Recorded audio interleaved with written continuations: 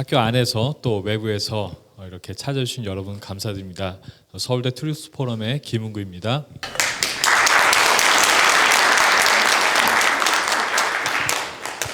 예, 북한 인권 문제. 요즘에 사실 북한 인권 문제가 참 중요한데 이 문제를 대한민국에서 특히나 적극적으로 다루지 않고 있는 것 같아서 이게 참 안타깝습니다. 남북한이 이례적으로 최근에 평화 논의들이 많이 진행이 되고 있는데 바로 이 순간에도 그 인륜에 반하는 극악무도한 범죄, 그러니까 반인도 범죄죠. 반인도 범죄가 북한 지역 전역에서 조직적이고 광범위하게 북한 정권에 의해서 자행되고 있다는 것이 유엔이 인정한 사실입니다. 이것은 유엔이 객관적으로 확인한 사실인데요. 그렇기 때문에 우리가 평화 논의 좋죠. 그리고 우리가 최대한 노력해야 할 이슈이긴 하지만 또 그럼에도 불구하고 또 북한의 현실, 인권 현실에 대해서도 저희가 잊지 말아야 하지 않을까 싶습니다. 그러한 의미에서 저희 트루스 포럼은 이번 주간 11월 셋째 주를 북한 인권 주간으로 지정을 하고 관련된 행사를 진행을 하고 있습니다. 오늘은 그 첫 번째 행사인데요. 여러분 오늘 홍보 자료에는 그 북한 인권 특강이라고 해서 제 이름이 올라갔습니다. 그런데 여기 오신 분들 또 알고 오신 분들도 계시고 모르고 오신 분들도 계실 텐데 제가 강연을 하는 것보다 여러분들 태영호 공사님 아시죠? 예, 태영호 공사님을 저희가 모셨습니다. 저희가 그 보안 때문에 저희가 홍보는 그렇게 했던 점은 양해해 주시면 감사하겠습니다. 오늘 좀 이렇게 특별한 강연이라서 제가 주의사항을 몇 가지 말씀을 드리려고 하는데요. 우선 이 명찰 다 차셨죠? 예, 명찰 강연 끝날 때까지 계속 폐용해 주시면 감사하겠습니다. 그리고 카메라, 사진 촬영, 강연 끝날 때까지 자제해 주시면 감사하겠습니다. 이게 안전에 관련된 이슈니까 좀 꼭 지켜주시기 바랍니다. 그리고 저희 슈타인즈에서 사진 촬영 또 영상 촬영은 오늘 슈타인즈를 통해서만 진행하도록 하겠습니다. 예, 그리고 태영호 공사님께서 쓰신 책 뒤쪽에서 지금 판매를 하고 있습니다. 관심 있으신 분들은 구입해 주시고 이따 끝난 다음에 저희가 사인회를 하려고 합니다. 사인회 때 직접 사인을 받으실 수도 있으니까요. 구입하시고 관심 있는 분들은 구입하시고 서명 강연 이후에 받아주시면 감사하겠습니다. 예, 기다려 주셔서 감사합니다. 많이 기다리셨죠? 태영호 공사님 연단으로 모시겠습니다. 큰 박수로 환영해 주시면 감사하겠습니다.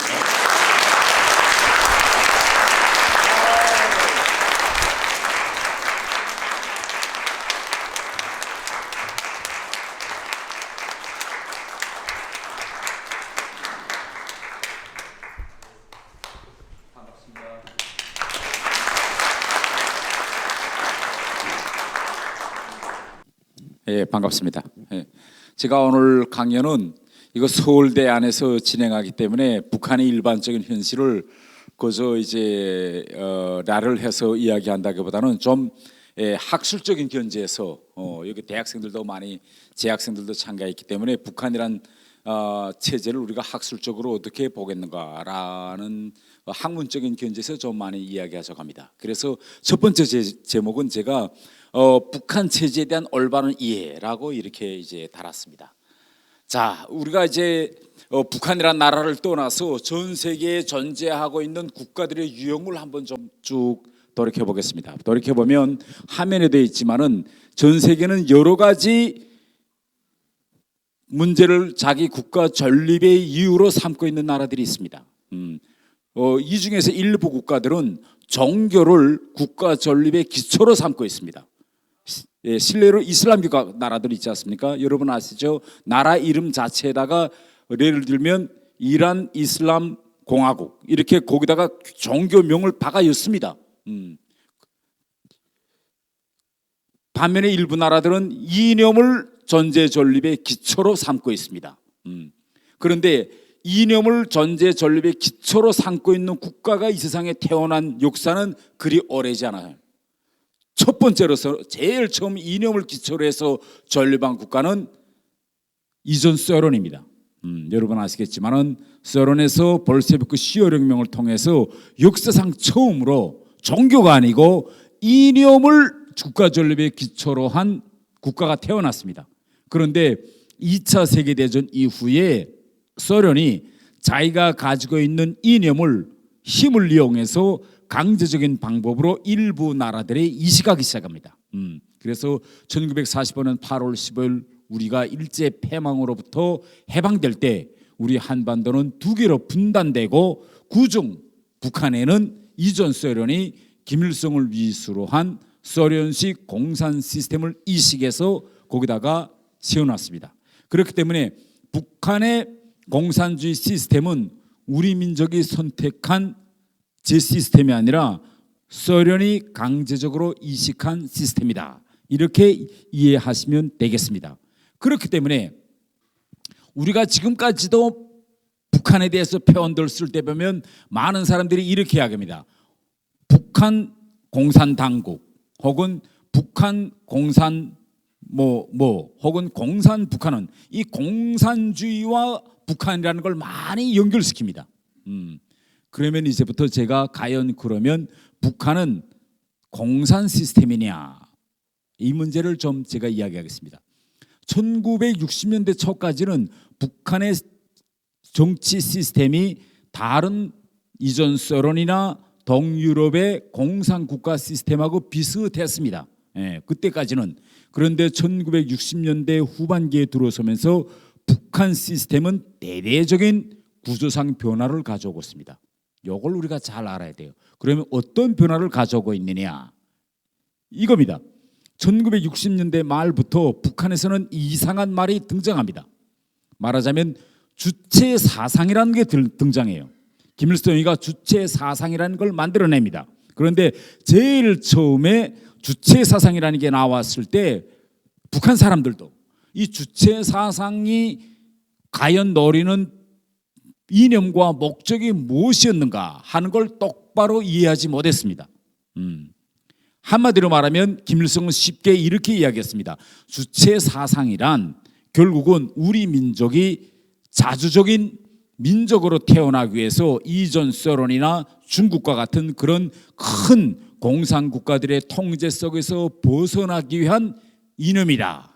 이렇게 가르쳤습니다. 그래서 다 맨 처음에 북한 사람들 자체도 주체 사상과 막스와 레닌이 만들어 놓은 막스 레닌주의 공산주의 이념과 그 어떤 공통점이 있는가 이렇게 생각했습니다.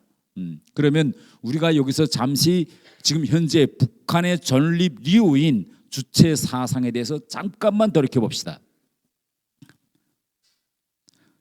주체 사상이라는 것은 쉽게 이야기하면 이러한 사상입니다. 사람에 대해서 인간이란 어떤 무엇인가라는 걸 이 주체 사상에서 새롭게 정립했어요. 그러면 주체 사상에서 인간이라는 걸 어떻게 정립했냐?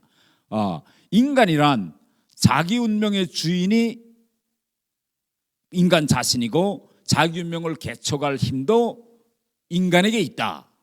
여기까지는 아주 그럴듯합니다. 그런데 이 여기 앉아있는 여러 개개의 인간이 독립적으로 존재할 수 없기 때문에 일정한 조직과 단체를 모아가지고 사회적으로 인간은 존재할 수밖에 없다. 그런데 이것도 한계 대중이기 때문에 이러한 인간들을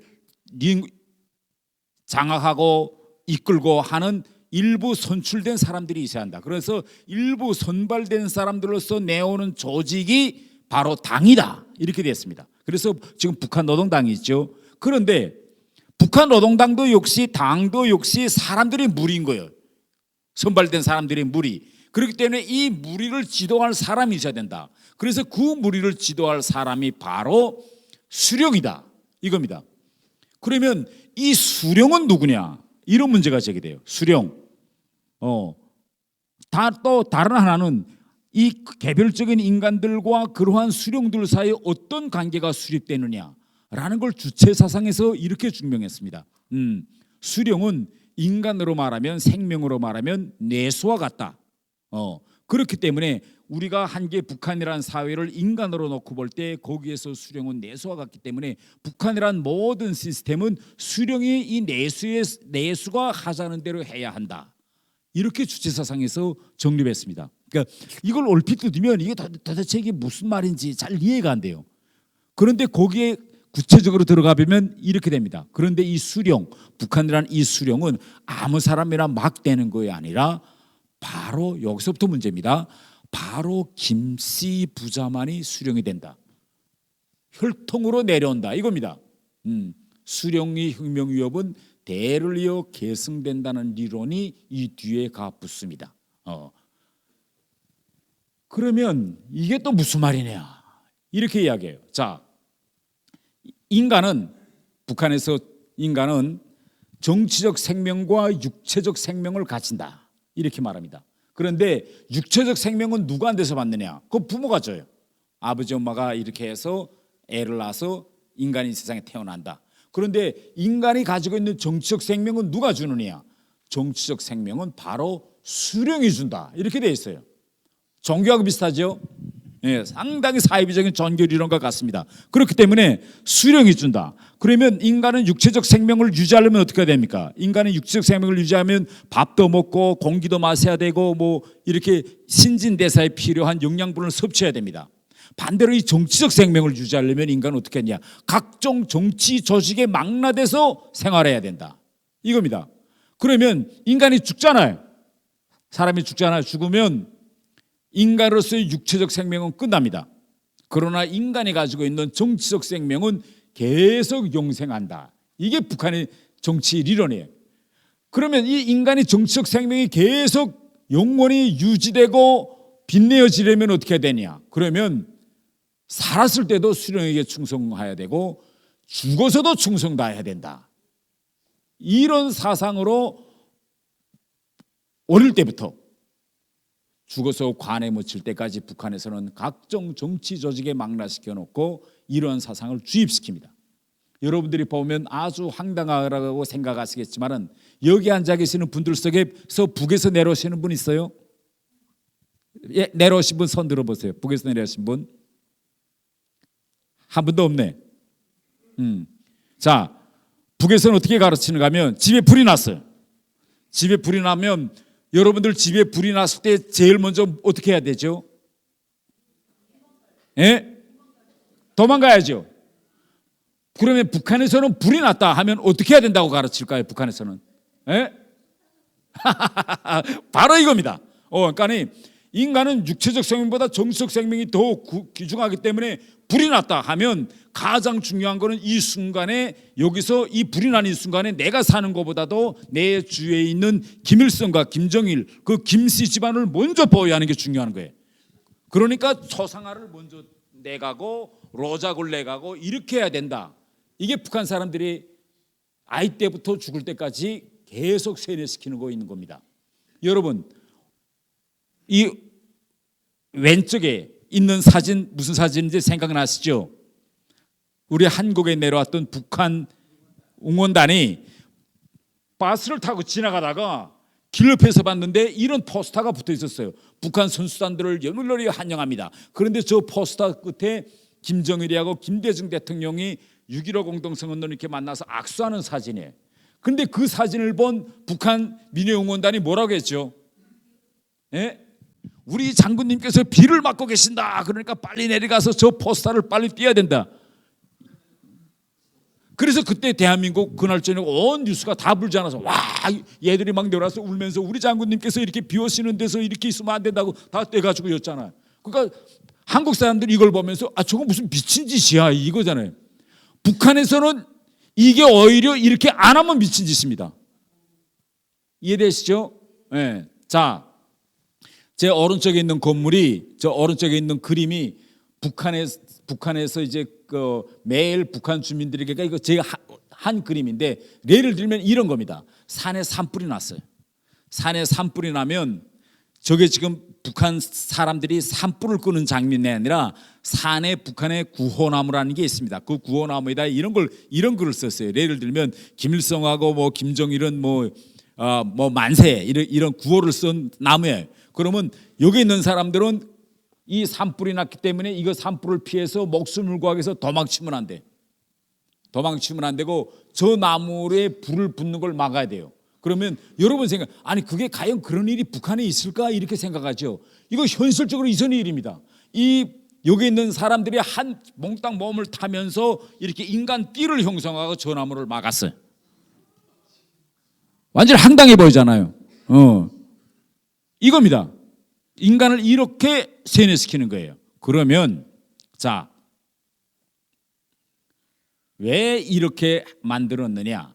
바로 이렇게 하기 때문에 이게 지금 이렇게 북한에서는 이 수령이라는 당과 국가의 지도자를 이렇게 신처럼 하나님처럼 만드는 리더를 만들어 놓고 철학적으로 이렇게 정립해 놨기 때문에 이게 막스 레닌주의하고 상충됩니다.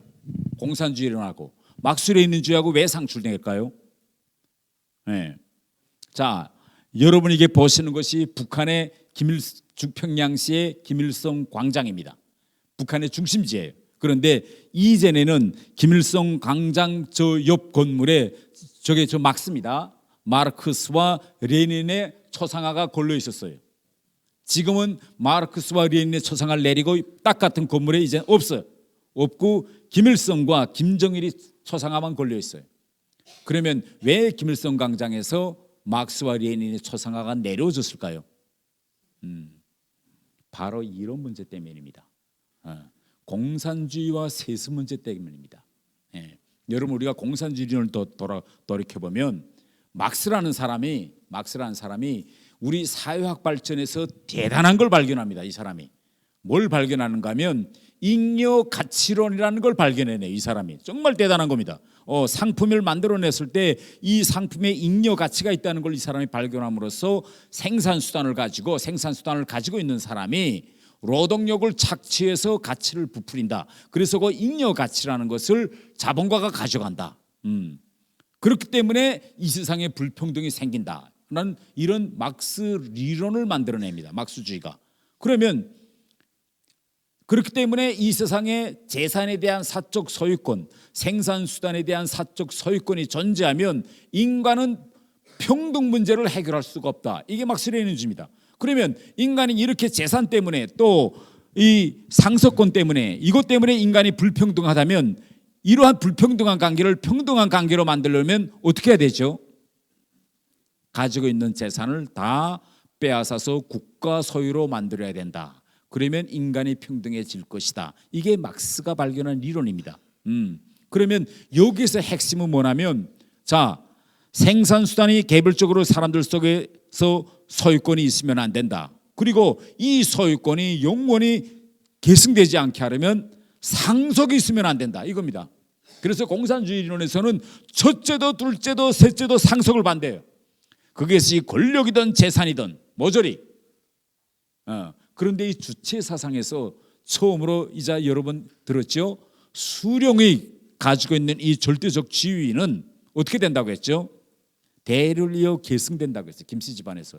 그러니까 이게 막스 레닌주의 기본 원칙과 이 상속 문제, 세습 문제가 완전히 전면 충돌하는 것입니다.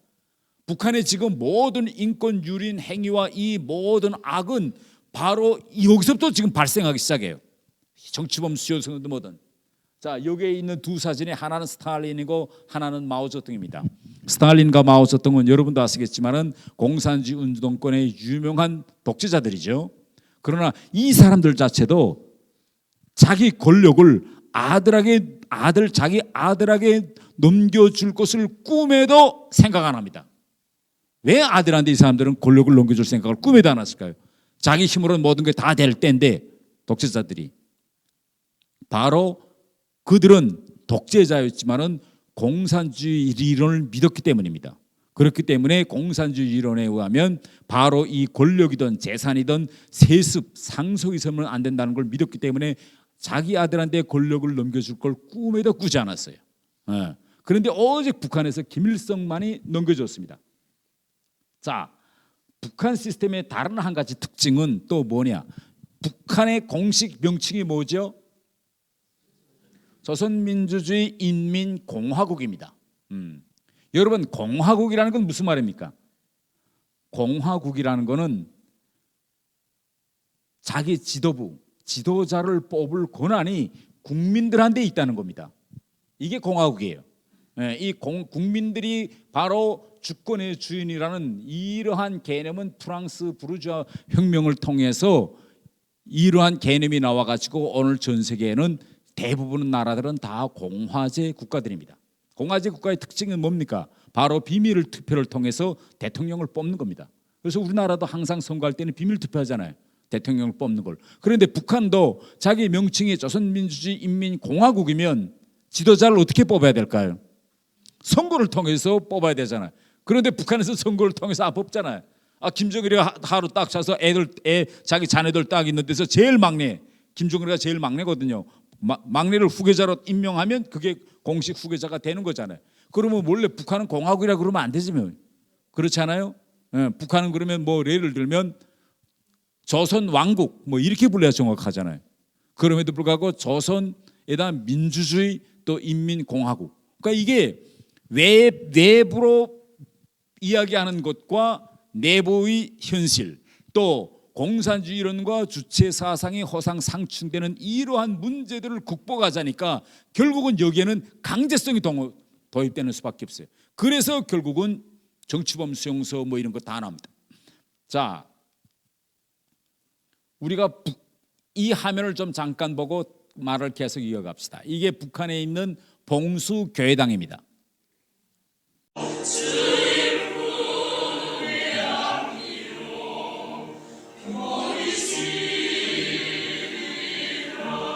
자, 이자 보신 봉수교회당이에요. 그러면 여러분 북한에 이제 봉수교회당이 있고 저기 신자들 다 보셨죠? 북한에 종교의 자유가 있을까요? 없을까요? 없죠. 네, 그런데 어떻게 그런 봉수교회당도 있고 교인들도 있을까요? 예? 보여주기식 그거죠. 자, 우리 공산주의 이론을 한번 좀 봅시다. 공산주의 이론에는 종교라는 게 없습니다. 왜? 이건 유물론적 사고관입니다. 그렇기 때문에 공산주의는 종교가 없어요. 그렇기 때문에 이 세상 모든 공산 국가들의 특징은 뭐냐? 종교를 탄압하는 겁니다. 그런데 북한은 세계에서 유일하게 종교를 탄압한 것이 아니라 종교를 말살해 치웠습니다. 말살과 탄압의 차이가 뭡니까? 탄압할 때는 교회당은 그대로 있어요. 목사님들도 있고 단 여기서 종교를 복음하고 전도하고 또 종교 이런 의식을 활동을 하지 못하게 하는 게 탄압입니다. 말살은 교회당 자체를 다 까부시는 거예요. 까부시고 목사들은 다 처형하고 아예 물리적으로 교회당과 사람을 없애는 걸 말살이라고 합니다. 자, 그런데 북한은 헌법에 이렇게 돼 있어요. 북한은 헌법에 신앙의 자유가 있다. 이렇게 돼 있습니다. 신앙의 자유가 있다. 그러면 내가 성경책을 읽다가 잡혔어요. 북한의 보위원한테 잡혀서 가자 하고 널 감옥에 끌어갈 때 내가 아니 날 왜 감옥에 끌어갑니까? 아니 헌법에 신앙의 자유가 있다고 했는데 헌법대로 내가 신앙의 자유에 따라서 성경책을 읽은데 날 왜 잡아갑니까? 하고 북한 사람이 항거할까요? 항거하지 못할까요? 못하겠죠? 그러면 왜 못할까요? 왜 못하느냐? 헌법에 다 돼 있는데 어떻게 해요? 이야기해 보세요. 이거 오늘 저만 강연하는 게 아니라 이렇게 우리 서로 소통하면서 갑시다. 그래서 만약 잡아가면 왜 잡아갈까? 아니 법에 종교를 믿게 돼 있는데 북한에 항거 이걸 왜 잡아가는가 하고 이거 오히려 잡아가는 사람이 그런 법을 어긴 거잖아. 그런데 그걸 항변하고 항거하는 사람이 있을까 없을까? 법대로 하자 하고 있다 없다? 없다. 왜 없다? 예? 어때요? 네. 이게 북한의 특이한 법률 구조와 관련되어 있습니다. 법률 구조. 네. 사람이라는 거는, 인간이라는 거는 이렇게 집단이 있으면 이 집단을 하나로 움직이려면 그 어떤 사회든지 성분화된 법이 있어야 돼요. 글로 쓴 법. 그래서 이 글로 쓴 법을 누가 다 보고 이대로 하면 안 되겠구나 하는 걸 알아야 됩니다. 그렇지 않으면 이 집단을 움직일 수가 없어요. 그러면 헌법에는 신앙의 자유가 있다, 이게 돼 있고, 성경책을 읽으면 안 된다, 절대 종교를 믿으면 안 된다는 법이 있다는 걸 의미하잖아요. 그렇죠? 헌법과 반대되는 법이 있다는 걸 의미하잖아요. 그런 법이 북한에 있을까 없을까요? 예? 있다 없다? 있다. 있습니다. 바로 당 김일성이와 김정일이가 이야기하는 오록, 교시집, 이런 책이 있어요. 그런데 그 책이 뭐 저들이 다 쓴 건지 모르겠는데 그 책을 방에다 채워놓으면 이 강당보다 차고 넘쳐. 그러니까 북한 사람들 그걸 언제 다 보겠어요. 그러니까 이 김일성이와 김정일이가 하라는 대로 해야 한다는 걸 요 손바닥만한 책, 요 한 30분이면 다 요 손바닥만한 자그마한 책에 다 만들어놨어요. 원칙. 그게 바로 당의 유일적 영도책 양립의 10대 원칙, 이런 손바닥만한 책입니다. 그러면 이 책에서 어떻게 되어 있는가 하면 헌법에 북한 사람들은 신앙의 자유를 가지고 있다라고 되어 있는데, 이 책에는 어떻게 되어 있는가 하면 아니다, 북한에서는 오직 김일성이 만든 주체사상, 김일성 김정일주의만 믿어야 한다 하고 여기 이렇게 써놨어요. 그렇기 때문에 내가 잡혀간다, 저 성경책을 읽다가, 그럴 때는 결국은 어느 법을 어긴 거냐, 바로 이 법을 어긴 거예요. 그러니까 이거 한 걸 할 수가 없어요. 무조건 잘못했다고 한 법한 영세들하고 싹싹 빌어야지, 이거 헌법에다 규정되는 권리를 왜 침해하냐 이렇게 말할 수가 없어요. 그렇기 때문에 무자비하게 무법적으로 잡아가는 게 아니에요. 다 잡아가는데 이러한 법이 있습니다. 그러면 이 북한의 사회를 진짜 움직이는 법이 어떤 법인가 우리 한번 좀 봅시다. 북한의 모든 가치 판단의 기준은 당의 유일 사상 체계 확립을 위한 10대 원칙이다. 10대 원칙은 수령 우상화를 위한 10가지 주민 행동 지침이다. 10가지입니다. 10가지 행동 북한 지침을 주민들은 해놨어요. 교육에서부터 모든 정치 사회 생활을 10대 원칙에 근거해 살아야 한다. 매주 벌어지는 생활 총화에선 수령의 교시와 숭배를 기준으로 자신과 이웃의 잘못을 비판해야 한다. 사상과 표현의 자유에 대한 통제는 철저한 감시와 폭력을 통해 이루어진다. 모든 주민은 인민반에 소속돼 사생활의 일거수 일투족을 감시받고 모든 내용이 보위부와 보안부에 보고된다. 보안원이나 보위원은 주민들을 포섭해 서로 감시하고 정보를 수집한다. 이웃끼리 서로 믿지 못하고 심지어 가족 간에도 말을 함부로 해서는 안 된다. 정치범 수용소의 수감자 대부분은 이런 과정에서 적발된 사람들이다. 한편 북한 주민은 조선노동당의 통제 아래에 있는 대중조직에도 참여해야 한다. 대중조직은 주민들의 일상활동을 조직하고 감시하는 기능과 사상교양의 기능, 중앙당이 요구하는 각종 사업이나 외화벌이를 위해 주민들을 동원하는 역할을 맡고 있다. 가입을 거부하는 건 불가능하다. 주민들의 문화생활도 감시 대상이다. 자본주의 황색바람, 즉 남한과 서구 사회에서 들어오는 문화적 영향을 차단하고 검열하기 위해 109 상무가 활동한다. 109 상무는 최고 지도자 교시에 따라 보위부나 보위사령부에 의해 활동하는 조직으로 특정 사안에 따라 가정집에 무작정 들이닥쳐 집중 검열을 벌인다. 주민들은 북한 당국이 보여주는 것, 들려주는 것만 접할 수 있다. 수령 우상화에 초점이 맞춰진 것들이다. 북한의 거리와 학교, 직장에는 늘 똑같은 선전이 이루어진다. 조선노동당 중앙위원회 선전선동부가 제작한 각종 정치선전 포스터와 전광판, 출판물, 우상화 건축물들을 전국에 걸쳐 볼 수 있다. 독립적인 민간 언론은 존재하지 않는다. 국가에서 운영하는 텔레비전이나 신문은 여러 단계에 걸쳐 검열을 받는다.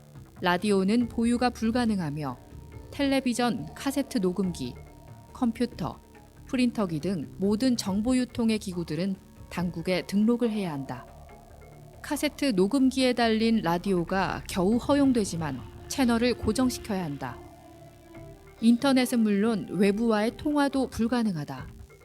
국경 지역에서 중국 휴대전화를 사용할 경우 정치범으로 취급돼 강한 처벌을 받는다.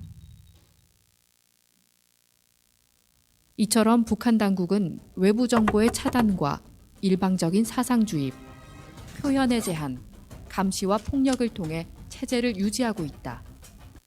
이것이 지금 현재 북한에 우거하고 있는 북한의 전제 전립의 기초, 이 사상과 철학적인 기초고 북한 내부가 어떻게 움직여지는가라는 걸 이제 운영 방식을 이제 제가 먼저 말씀드렸습니다. 자, 두 번째는 김정은의 핵 보유 전략에 대해서 이야기하겠습니다. 지금 세계적으로 보면 지금 세계적으로 핵 보유국이 완전히 이제 핵 보유국 길로 된 나라가 지금 8개가 있어요.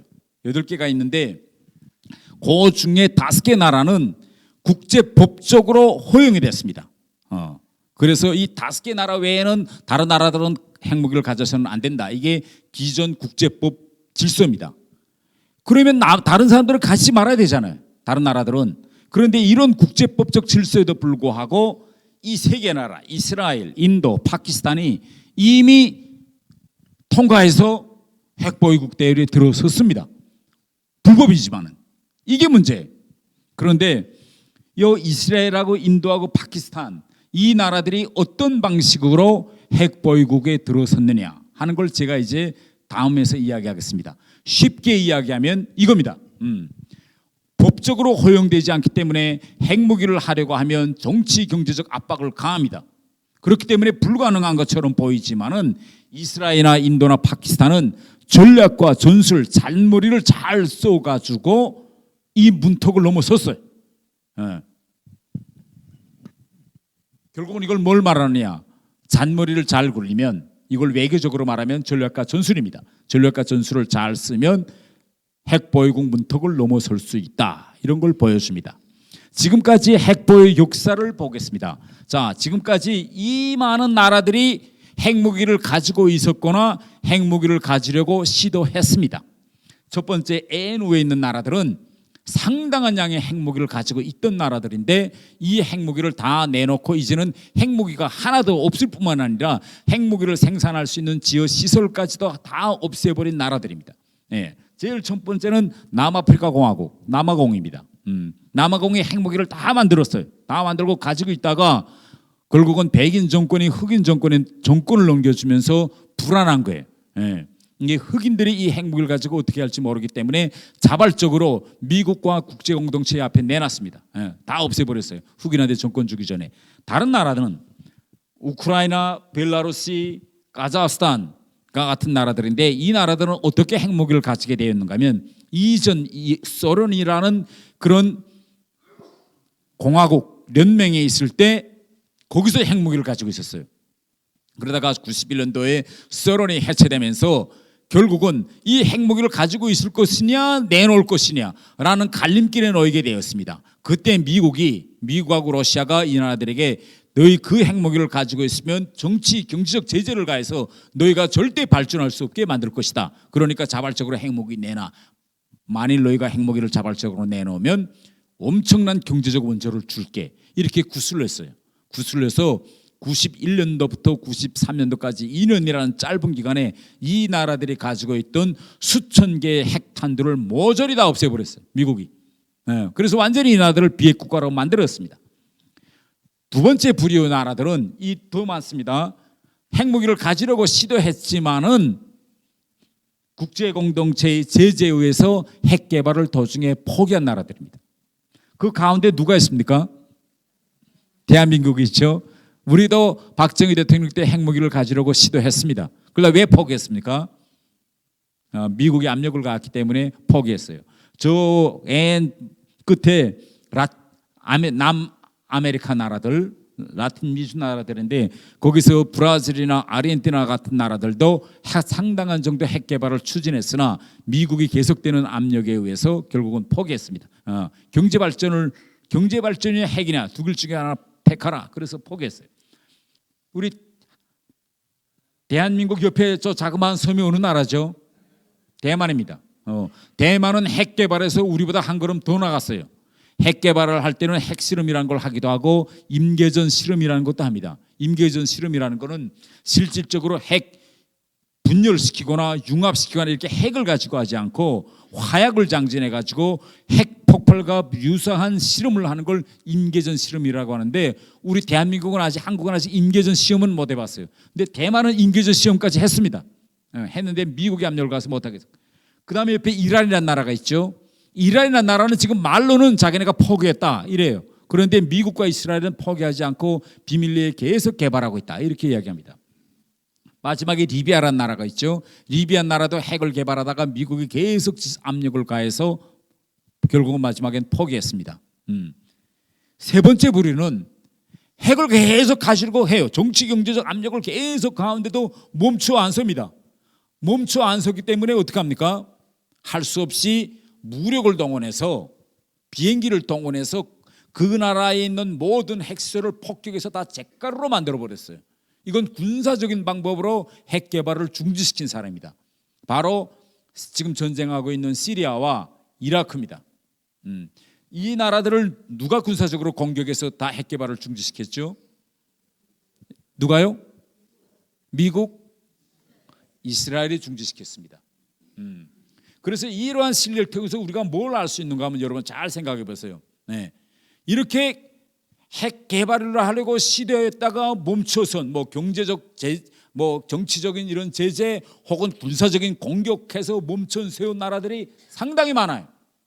그런데 여기서 군사적인 문제, 힘으로써 제재시킨 나라는 둘뿐인데 이 둘도 미국이 아니고 결국은 이스라엘이라는 나라가 멈춰 세웠습니다.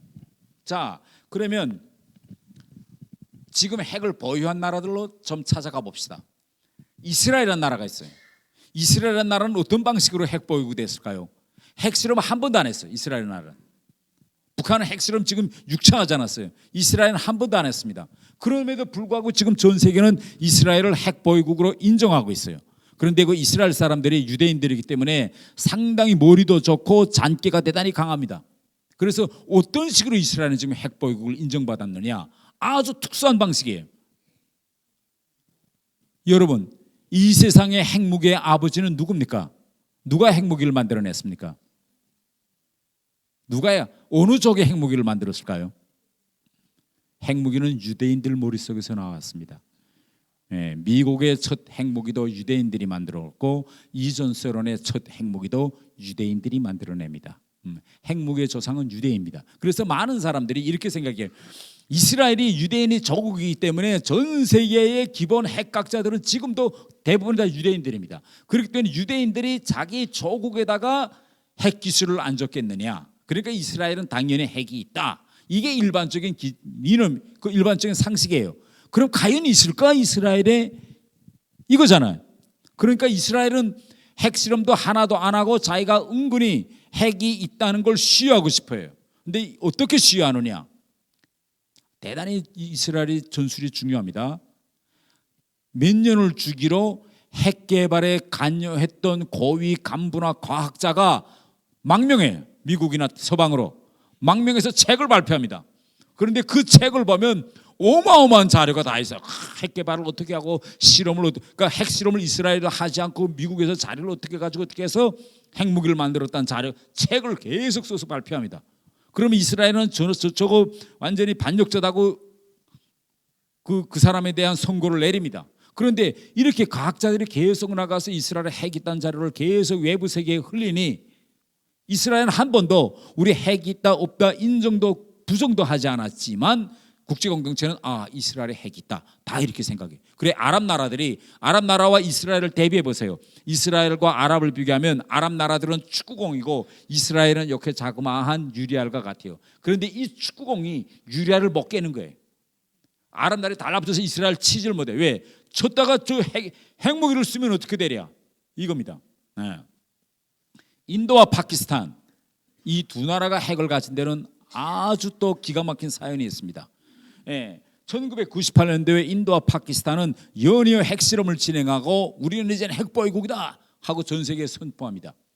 그러니까 미국이 앞장서서 전 세계 국제공동체는 이 핵보유를 절대 인정할 수 없다 이겁니다. 그래서 정치 경제적인 제재를 98년도부터 시작했는데 아이러니하게 1991년 9월 11일 무슨 일이 일어납니까?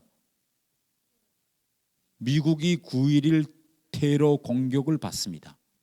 그러니까 9.11 테러 공격을 받은 다음 미국의 앞에는 국제적으로 반테러전을 벌여야 할 일이 생겨요. 그런데 반테러전을 벌려서 미국의 테러를 가한 이슬람교 집단을 치자고 보니까 이슬람교 집단하고 제일 이라크하고 제일 가깝고 아프가니스탄하고 붙어있는 나라가 바로 파키스탄입니다. 그러니까 파키스탄의 핵보유를 인정하고 거기에 대한 정치, 경제, 군사적인 제재를 풀고 오히려 원조를 주지 않으면 미국이 이라크나 아프간에서 전쟁을 할 수 없게 됐어요. 그래서 결국은 미국이 이거 인정해줘요. 그리고 도리어 제재로부터 원조 대상국이 들어갑니다. 그래서 이제는 핵보유국이 됐어요. 이제. 그러니까 이런 사례들이 딱 있었기 때문에 지금 북한은 김정은은 뭘 생각하느냐? 아니 국제적으로 저렇게 잔머리 쓰면서 잘 나가서 핵보유국이 됐으니 왜 나라도 못 될까? 이게 지금 김정은의 생각입니다. 그러면 이제부터 김정은이가 어떤 잔머리를 굴려가지고 어떻게 핵보유국이 되려는가? 이걸 한번 좀 봅시다. 자, 지금 김정은을 둘러싸고 기본 4명이 지금 둘러싸여 있어요. 트럼프, 그 다음에 우리 문재인 대통령, 시진핑, 푸틴.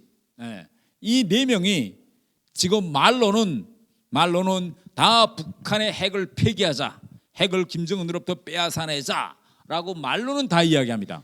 말로는 다 이야기하는데 어떤과 형식, 방법으로 빼앗아내겠느냐? 이 주장이 다 달라요. 방식도 다 다르고 이게 문제가 있습니다. 4명이 김정은 옆에 있는 시진핑, 푸틴, 문재인 대통령, 트럼프가 마음을 딱 합하고 방식도 딱 합하면 되겠는데 문제는 이 4명의 마음이 다 다른 거예요. 자, 어떻게 달라지는가 한번 좀 봅시다. 자, 김정은이 보세요. 김정은이가 지금 지난해까지 핵과 ICBM을 쏠 때마다 김정은은 이렇게 그 앞에서 포즈를 취하고 사진을 찍고 이렇게 미사일을 발사합니다. 일단 지난해 핵과 미사일을 다 발사한 다음 김정은은 전 세계 대고 호통칩니다. 사정권 안에 있으며 핵 단추가 내 사무실 책상 위에 항상 놓여 있다는 것, 이는 결코 위협이 아닌 현실임을 똑바로 알아야 합니다. 지금까지 핵을 보유한 나라치고 이렇게 김정은이처럼 내 책상 위에 미국을 타격할 수 있는 핵 단추가 있다는 거, 이거는 위협이 아닌 현실임을 인정해라 하고 전 세계다 서로 친 지도자는 아직까지 한 명도 없었어요. 그러면 왜 그러면 이걸 보고 그때 많은 사람들이 저 김정은이가 미치지 않았느냐, 다 이렇게. 저는 좀 미친놈이다. 아니 고저 내가 핵무기 완성했다 이렇게 말해도 모르겠는데 미국을 공격한 능력이 바로 내 책상 위에 있다. 이렇게 이거 말 외친 놈이 저거 미친놈 아니냐. 미국이 저러다가 결심만 내려면 단 1시간이면 저거 완전히 북한 다 박살내겠는데, 자 저거 죽자고 저래. 다 사람들이 이렇게 생겨. 근데 4.27 선언 한라 판문점에 내려온 김정은이 봤죠? 김정은이 미친놈입니까?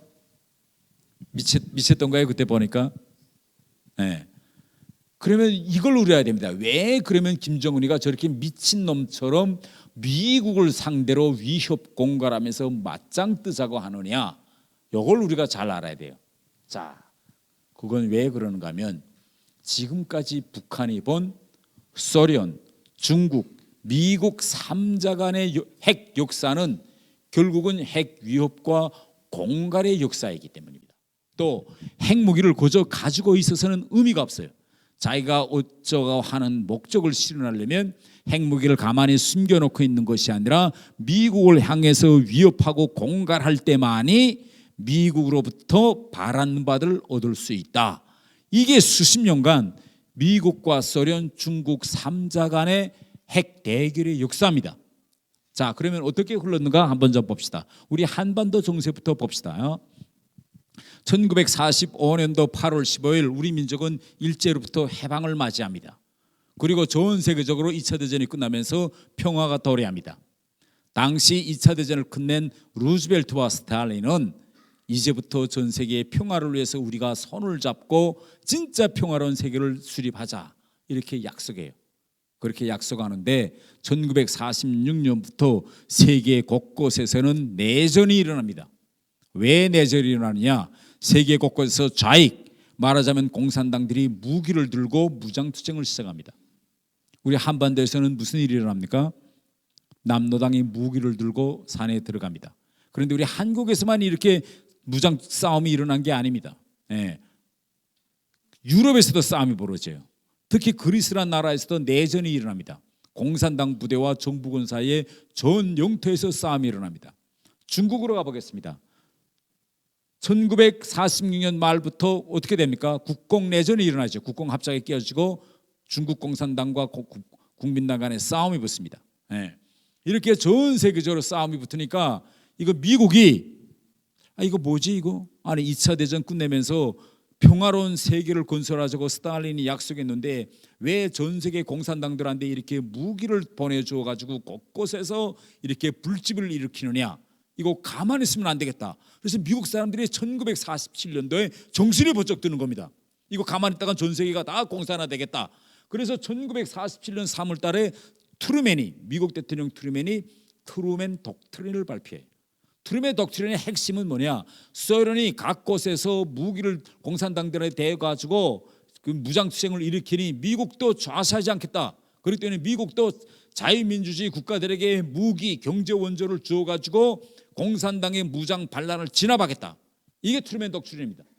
1947년 3월 달에 나와요.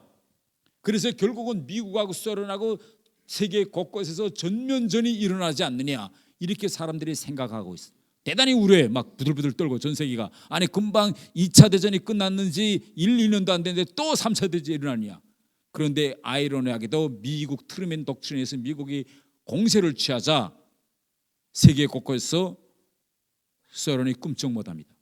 왜 꿈쩍하지 못했을까요? 이때 바로 트루맨 독트린의 군사적 기초는 핵무기입니다. 핵무기이기 때문에 소련이 핵이 없어가지고는 맞짱을 뜰 수 없어요.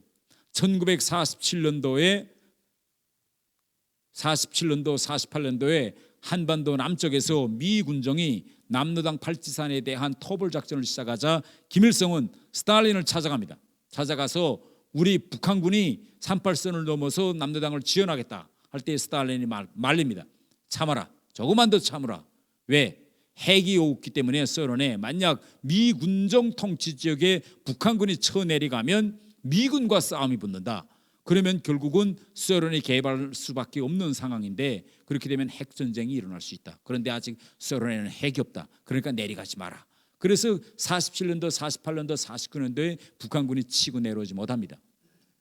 그런데 트루맨 독트린을 통해서 핵이 없이는 미국과 맞짱을 뜰 수 없다는 걸 실감한 스탈린은 핵 개발을 다그쳐서 1949년 8월 29일 첫 원자탄 실험에 성공합니다.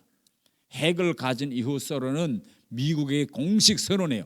만약 미국이 핵으로 소련을 위협한다면 소련도 핵으로 대응할 것이다. 이렇게 돼서 1949년 8월부터 전 세계는 소미 량자 핵 대결 구도에 들어갑니다. 혼자 미국이 핵을 가지고 있을 때는 미국이 상당히 폼 잡고 기세 좋게 소련하고 맞짱 붙자고 들었는데 소련의 핵을 가지니까 미국이 주춤할 수밖에 없어요. 야 진짜 이거 핵을 서로 쓰기 시작하면 둘 다 죽게 돼 있기 때문에 결국은 어떻게 됩니까? 1950년 1월 에치스 라인이라는 게 나옵니다. 여러분 이 에치스 라인을 한번 보시죠. 우리 민족이 바로 고통을 겪은 6.25 전쟁은 이 에치스 라인 때문에 일어났습니다. 에치스 라인에서 어디가 빠졌습니까? 네.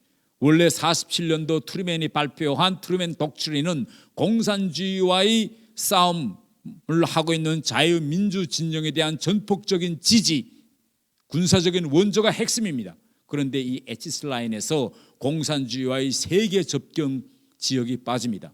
우리 남한, 대만, 남부 베트남에 빠져요. 이걸 보고 스탈린, 마오쩌둥, 김일성은 정세를 오판했습니다. 38선을 넘어가도 미국이 개입하지 않을 것이다. 미국에 있는 모든 러시아 간첩들은 스탈린에게 북한군이 쳐내려와도 미국은 개입하지 않을 것이라는 전보문을 보냅니다. 그래서 6.25 전쟁이 일어났어요.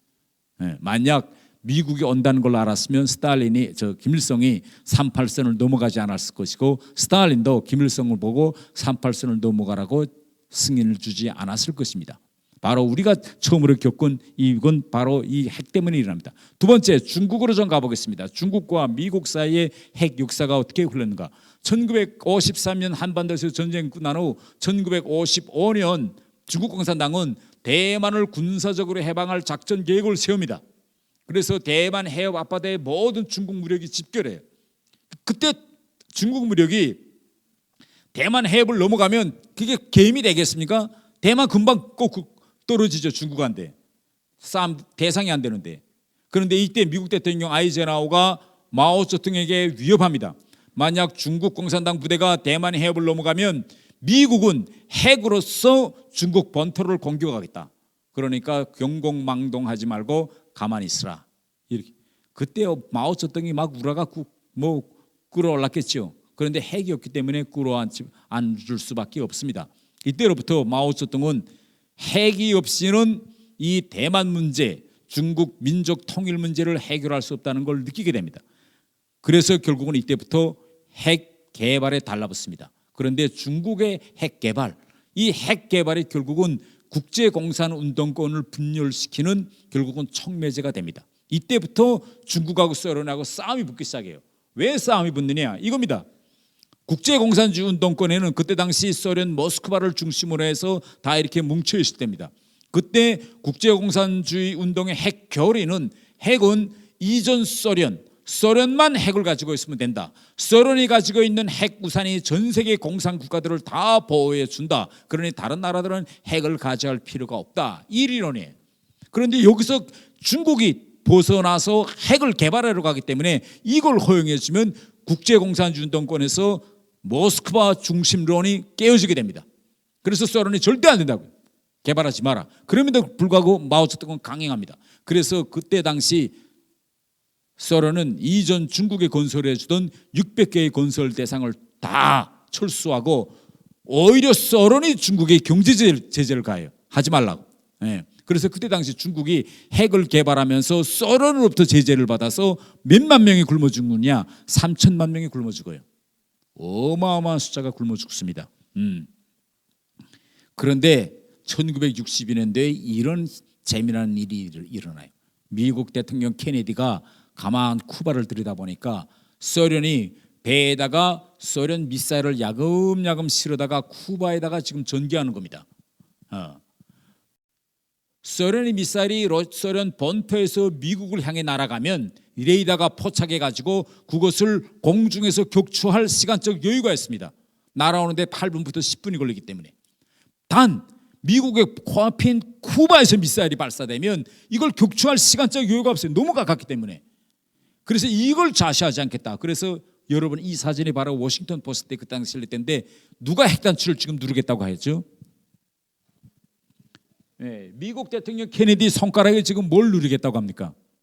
네, 소련과 미국은 다 같이 핵을 깔고 있어요. 핵을 깔고 있는데 케네디 대통령이 내가 쿠바에서 미사일을 철수하지 않으면 나는 너와 싸울 것이다. 전쟁할 것이다. 그 전쟁은 핵 전쟁이 될 것이다. 너와 나와 다 같이 죽자. 그러니까 철수해. 여기서 바로 후르시초프가 굴복합니다. 그래서 핵 미사일을 쿠바로부터 다 철수해요. 이 철수 사건이 일어나면서 김일성과 마오쩌둥은 국제공산주의 핵 통제권에서 벗어날 구실을 찾습니다. 바로 쿠바 미사일 위기가 있은 지 몇 달 안 돼서 1963년 북한은 처음으로 영변에 핵 원자로를 건설하기 시작해서 63년도에 첫 핵 반응로, 소형 핵 반응로를 완성합니다. 그런데 미사일 위기가 있기 전까지는 북한이 이렇게 핵을 개발하려고 하면 소련이 엄격히 통제하고 엄격히 제재를 가했어요. 하지 마라. 예. 그때 당시 북한은 이전 소련하고 관계가 나빠지면 소련으로부터 경제 군사적인 원조를 받을 수가 없기 때문에 미국 마음대로 할 수가 없어요. 그런데 쿠바 미사일 위기를 계기로 이젠 김일성도 할 말이 생겼어요. 아니 소련의 핵 우산이 전 세계 공산권을 지켜준다고 했는데 미국하고 맞짱 뜨자고 미국이 저렇게 나오니까 금방 소련이 물러서지 않느냐. 어떻게 널 믿고 우리가 가만히 있을 수 있느냐. 만약 미국이 북한을 향해서도 핵을 쓰려고 할 때 소련이 그럼 이판사판으로 나오겠느냐. 그래서 63년도에 핵가발에 공식 나서기 시작합니다. 중국은 때는 이때라고 생각하고 1964년도에 첫 핵실험을 진행하고 1967년도에 지오 수소탄까지 완성했습니다. 이렇게 미국이 수소탄을 완성하니 그다음에 중국이 가만히 있겠습니까? 미국에게 공개적으로 핵 공갈을 하기 시작합니다. 우리는 무력으로라도 대만을 통일할 것이다. 만약 미군이 대만에서 나가지 않으면 중국과 미국이 핵 전쟁은 피할 수 없다. 그러니까 나가라. 너희가 나가면 우리도 싸우지 않을게. 중국이 핵 실험에서 원자 수소탄 시험에서 성공한 지 2년이 안 돼서 미국에서는 미국 대통령 닉슨 독트린을 발표해요. 닉슨 독트린의 핵심은 핵무기를 가진 중국과 싸우지 않겠다는 겁니다. 그래서 이理論에 따라서 결국은 미국은 대만을 포기하고 대만에서 미제 7함대 미군을 철수합니다. 이러한 역사를 북한은 수십 년 동안 김일성, 김정일, 김정은까지 보았습니다. 결국은 이 역사가 시사하는 바는 뭐냐? 물론 핵무기를 처음 가졌을 때는 미국이 전략이 움직이지 않을 수 있다. 그러나 이 핵무기를 깔고 시간을 벌교 한 해, 두 해 계속 넘기면서 핵무기를 기정사실화하면 어느 한때 가서 미국의 한반도 전략이 바뀔 수 있다. 이게 지금 북한의 생각입니다.